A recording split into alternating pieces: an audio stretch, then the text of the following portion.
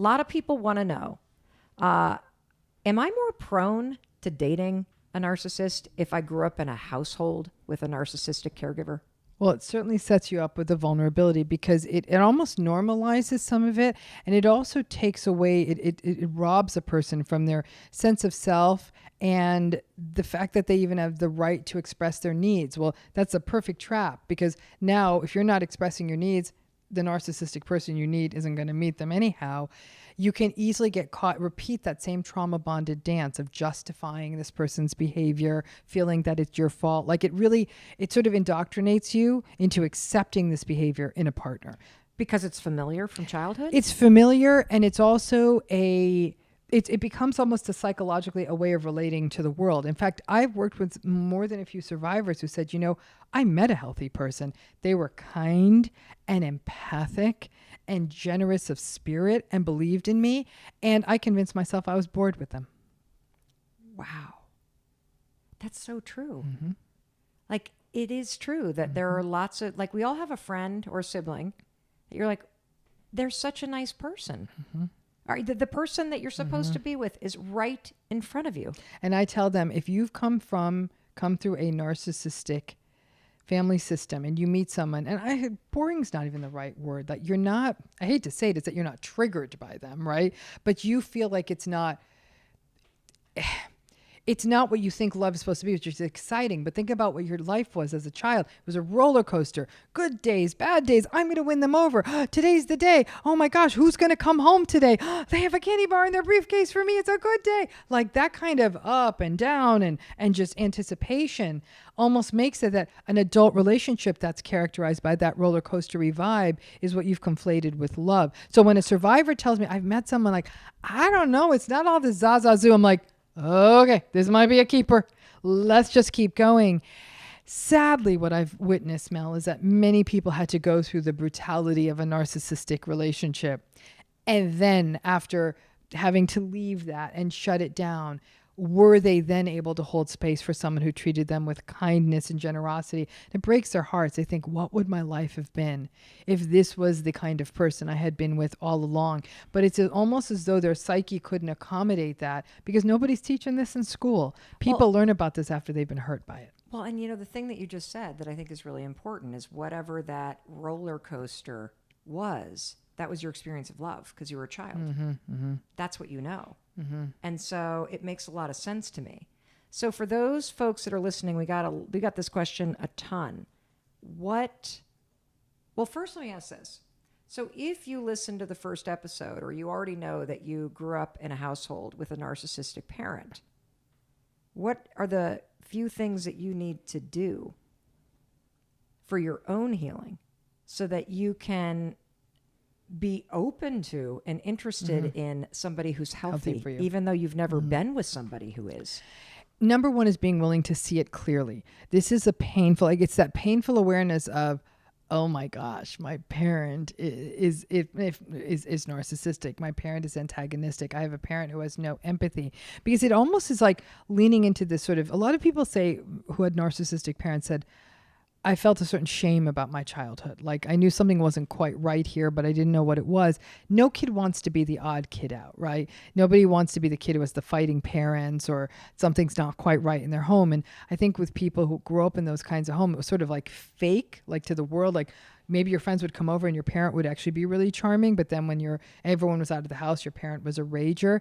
That kind of inconsistency really would leave people feeling like, what is wrong with me? So it really becomes it is about therapy or doing the deep dive of being willing to sort of look at these patterns with a very open eye, no matter how painful it is, that just because you came from a narcissistic family system, it doesn't mean you're damaged. It's not an indictment of you, which unfortunately a lot of people feel.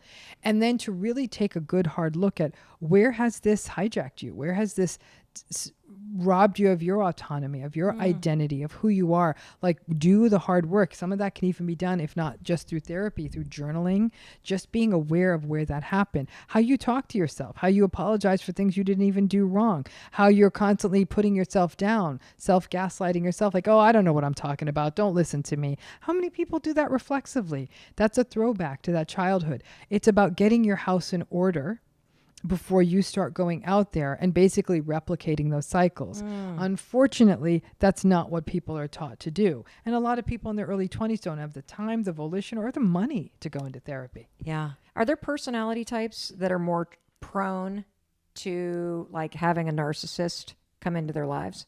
Well, I think that there's definitely a person who comes from a narcissistic childhood. There's a vulnerability there. Listen, I'm going to say this, Mel, to make this almost as an easy question to answer. Everyone is. There's not a person out there who's not. And I'll tell you why. Because at first blush, narcissistic people are charming, charismatic, curious, confident. They comforting even. They feel like they can take care of things. So if these people were coming in on date one, screaming at you and cursing at you, probably not going to be a date two. There's a whole phenomenon of love bombing. Well, okay, we'll get to love bombing in a minute, but how the hell are you supposed to spot one then if you're dating? Because this is where the trauma bond becomes a problem. So what the trauma bond results in, not just that alternation between good and bad, but you justify the bad days. Right? So, oh, dad just had a bad day at work. Mommy's just really tired. We're all pushing her to, and then you internalize that blame. Daddy had a bad day at work. I have to be good. Mom's just really tired. I have to help. So like they're trying to, but you justify. Think of everyone in a narcissistic relationship. He had a tough childhood, has a competitive job.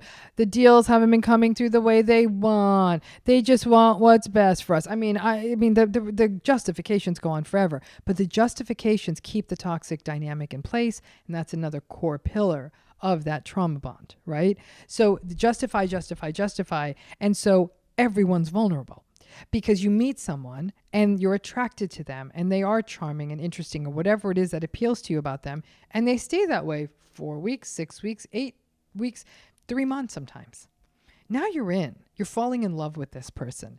Now the stuff starts to gurgle up, those proverbial red flags. And what are the proverbial red flags when you're dating? Okay, the red flags might be things like getting snappy when you give them a little bit of feedback, being really entitled when you go to a restaurant with them. So watch how they treat waiters. Watch how they treat waiters. Watch how they treat anyone. How they talk about other people. Contemptuous dismissal. How do they get along with your friends? It may be that one of your friends, the one friend that might have called them out on someone, might be the one friend they say, I don't think that friend's good for you, kind of thing. So those things will pop up. But here's the thing, Mel, I was talking with someone recently on my own podcast, and in her situation, she didn't have 6 years of marriage, not one red flag. I'm going to make people listen to my podcast to hear what happened when the red flags came piling in. But there's someone 6 years. She's like, I am being honest with you. And people who knew me would say the same thing. There was no red flags. So everyone, I'm saying this for one reason. Why? Why? A lot of people blame themselves. They'll say, that one day, whether it's 1 year in, 2 years in, or 10 years in, the narcissism shows up. There must have been red flags. I didn't see them. I must be an idiot. This is my fault. This is my fault for not seeing the red flags. And I really want to tell everyone, while some of them may be out there, some of them may be humming at such a low level that you're not noticing them, or they're so reminiscent of what you grew up with. They're like, oh my God, this is nothing compared to my mother, kind of thing. But in the vast majority of cases, the red flags were there. And it's a combination of either people didn't know there were red flags, people justified them, or people blamed themselves immediately. Like, I shouldn't have criticized their sweater, even though it wasn't a criticism, they quickly justify. But everyone is vulnerable. Now, are some people more vulnerable? Certainly. People who grew up with a narcissistic parent or parents, they're vulnerable. People with histories of trauma who already are might be that can often result in self-devaluation and other phenomena that would lead a person less likely to call out the red flags. People who, this is going to be a surprising one, people who come from very happy families with 2 loving parents and just happy, those folks are vulnerable because they can't even believe this exists. So when there's a red flag, they'll often think like, well, we just loved each other through this stuff. There ain't no loving anyone through a red flag. So they might turn to that. There are people who are going through periods of transition. So like on the rebound, people will sometimes meet narcissistic people. When a person moves to a new city, has moved to a new job, has experienced a major loss, these are people who are already more vulnerable. And the idea that someone new is coming into your life, especially let's say new city, ooh, wow, this is great, I'm meeting someone, and you kind of go into the rom-com mindset rather than like, this is moving a little bit quickly, that kind of thing. People who are in a rush are vulnerable. People like, my biological clock is ticking, all my friends are getting married, that kind of thing. Those are folks who may be vulnerable, saying, okay, I'm just going to have to settle here because I really want to be a parent, and this is who's in front of me right now. And I can't tell you how many people have gotten roped in narcissistic relationships because they felt a time clock ticking around marriage, around settling down, around having a child. They really felt like it's, if I don't do this, I don't want to end up like my friend who ended up never meeting anyone and regrets that. I tell you, one thing they regret, probably don't regret, that person. is exactly. And so all of these kinds of other sorts of vulnerability factors that a person can bring in can increase the vulnerability beyond what we all have. And I think that the idea that all of us, that somebody's not vulnerable, I mean, again, the unicorns out there are the people who really, really get, like almost see it right away. Listen, I do this. This is what I do. I'm still played. People still come into my life. I'm getting better at it. But to get better at it, Mel, I almost had to become, I feel at times there's a part of me that's become kind of closed off. So is there one or two red flags that for you are just non-negotiable? Like the second you see that one, you are like, nope. Because when you talk about being closed off, because you are extremely warm and extremely smart and extremely generous. And so I'm just wondering, because I think that what's scary about hearing all this is that by the time you kind of wake up and you're 3 months into something or 3 years into something, and all the bonds are there and the lease is signed and you're married or you have kids or now you've moved in together, or now you're like got all the chemicals flooding your body because you're falling in love, and you start to hear these red flags. You know, I never would have had the strength, I think, when I Most think people like, don't. you know what I mean? To be like, oh, okay, time to end this. No. Most people don't. And that's, again, it's important for people to hear that because a lot of people feel foolish. Why didn't I heed the red flags? I knew it on my wedding day. I knew it. I felt it. Because when we, you know, again, these stories are so easy to tell backwards. But at that point, it would have felt cataclysmic. And in a way, this was the only way you were going to truly get the lesson. You know, it's unfortunate. And the issue then becomes like, when I meet somebody who's a little bit too charming, a little bit too charismatic, I shut down. Well, I'm like, why? What is this? And people are saying, you're the only person I've ever met who walks away from charismatic people. Literally. I've been at gatherings and a person's just that person, and I people must think I have some sort of bowel disorder because I'm like, I have to run to the restroom. The number of times at a social event I'll say I have to run to the restroom, people are like, what did she eat? You know, it's interesting that you say that because I recently had a couple things go down, both in business and life, that were just shocking betrayals, lies, stolen from, all that kind of stuff that just knocked me over. And when I look back through my life, there is a very pronounced pattern of me being drawn like a moth to the flame to very charismatic, funny, kind of rebel-y people. And I get sucked right in. And then I realize once I'm like kind of in the inner circle, oh my God, this person's unpredictable.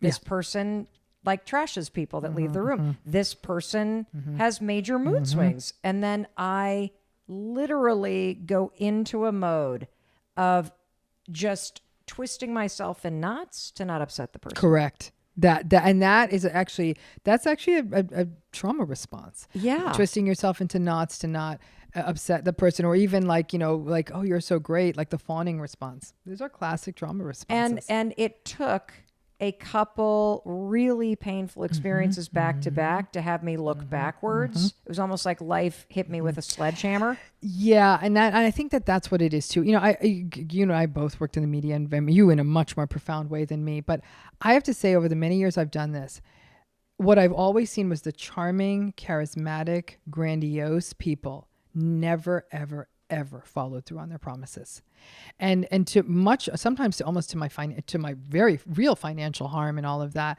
And I thought, and that happened in academia, that happened in other areas of my life.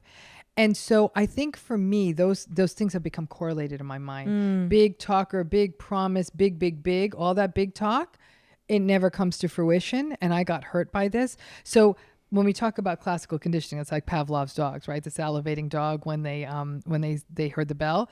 For me, it's charm and charisma means you're about to either betray me, or you're just full of BS. And so that a lot of harm had to come to me to learn that lesson. And when I connected the dots to my own childhood and my own experiences, I could see how I got played. And like I said, now it comes off as a little bit closed off. I wouldn't be surprised if people would think that about me. And I do think that this is, though, in order for all of us to become more narcissist resistant, we need people around us that will back us up. And where I'm really blessed, at least professionally, is a team that calls BS. They'll read emails like, nah, no, yes, no, yes. And then I'll go deeper in. And sometimes I'll be like, yeah, sure. And they'll say, listen, it's your gig. You call that one, but we don't love this. Right. And so did I hear that right? In fact, the other night I had an experience that was really uncomfortable. And I was like, was that uncomfortable? And I remember my team like, that sucked. And I was like, oh, and it was so that if you have the people around you who are actually able to be authentic and call out BS, that's also another way you become more resistant to this nonsense. Versus it's almost like having siblings that bond together, like healthy siblings. Yes, healthy siblings. Not siblings that throw you under the bus. Right. And I think that because the problem is a lot of people are surrounded by enablers. Oh, come on. He kind of seems like a nice guy and he's cute and he's from the same place and you're... I'm like, he's invalidating you. I don't care how nobody's that cute. I'm sorry. As a mom, now I'm like, A lot of people want to know, am I more prone to dating a narcissist if I grew up in a household with a narcissistic caregiver? That just because you came from a narcissistic family system, it doesn't mean you're damaged. And remember, narcissistic people are very victimized. How come everyone's out to get me? How come life's so unfair to me?